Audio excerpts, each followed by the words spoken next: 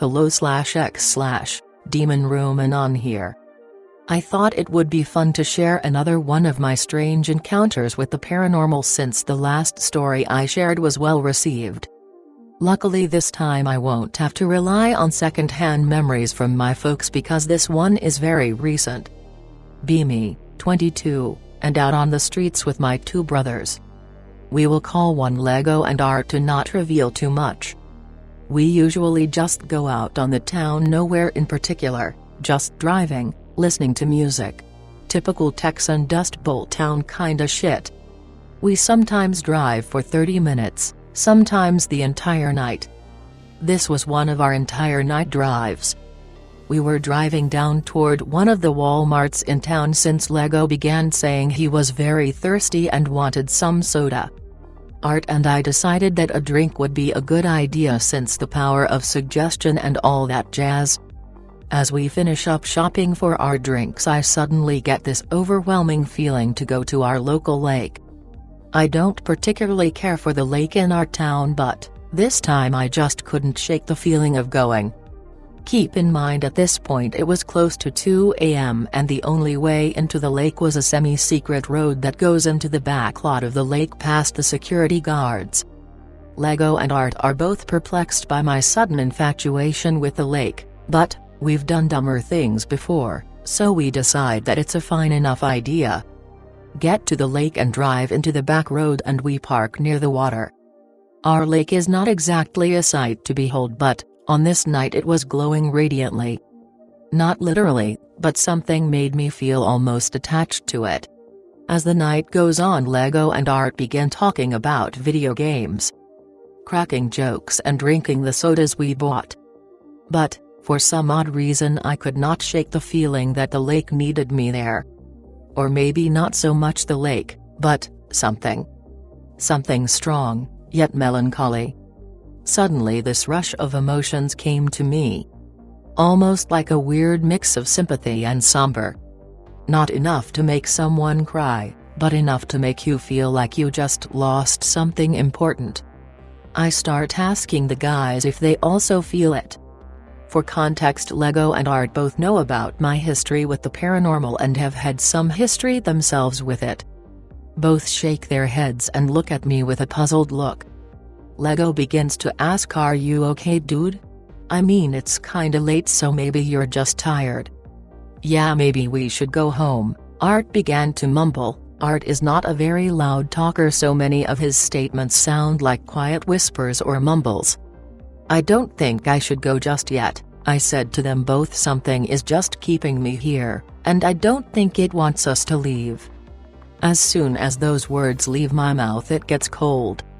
Freezing cold. Keep in mind this is the middle of summer is southern Texas, not exactly known for our cold fronts. This drop in temperature caught all of us off guard and we started wondering just what exactly happened. As we begin to start packing up into the car for warmth, Lego says, "Huh? Number?" Art and I both looked at him and I said, "We didn't say anything?" Lego looks at us weirdly and says he heard someone ask him if he has a jacket, and it sounded a lot like Art. At this point I knew we probably shouldn't have stayed, but being stupid college kids, we did, and not only did we stay, we got out of the car again. Now the temperature has begun to drop even more. It's what felt like 60 to 50 degrees, to us Texans that's pretty cold. I do the dumb ghost show thing where I ask, "Is someone there?" No response, no shit. I tell Art that maybe it is time to go.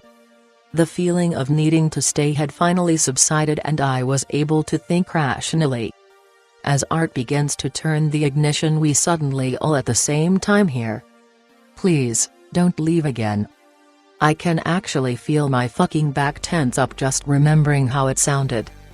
It was so calming in tone, but anyone with 2 brain cells could tell that it was anything but benevolent.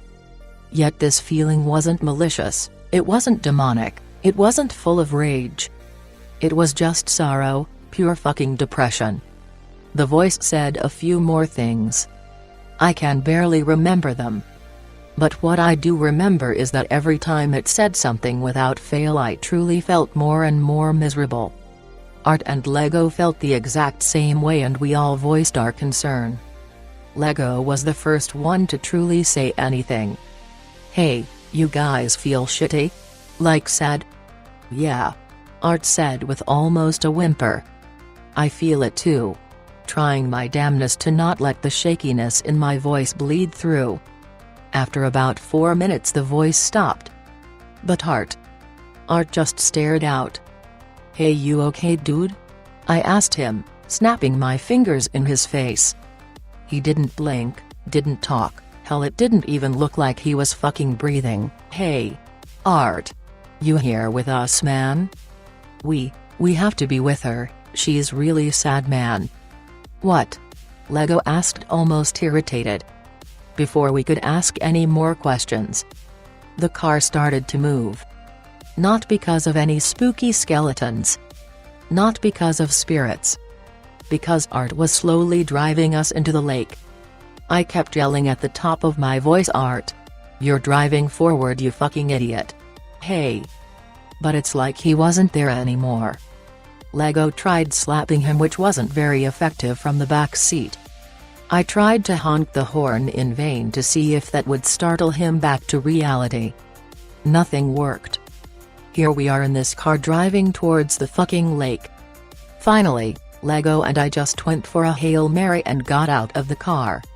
We opened the driver's seat door and yanked Art off the seat. Art is not a strong guy, he is a very skinny and lanky dude.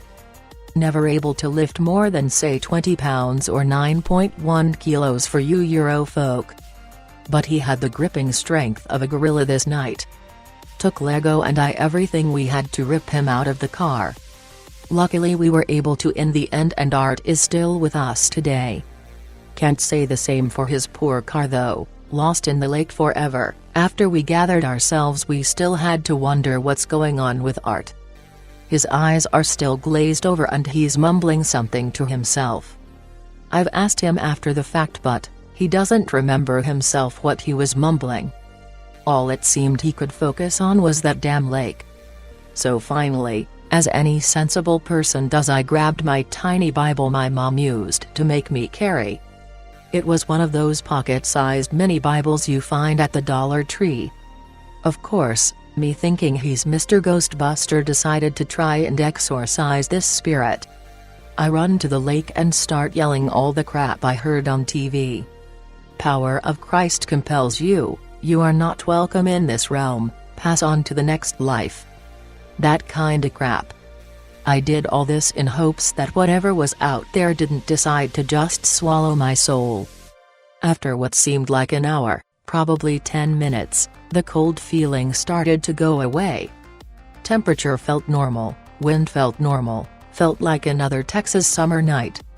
Art finally snapped out of his trance and went into another set of mind.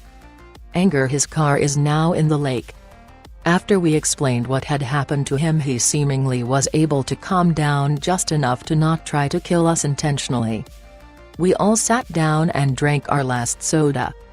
Almost feeling like we just won some big battle.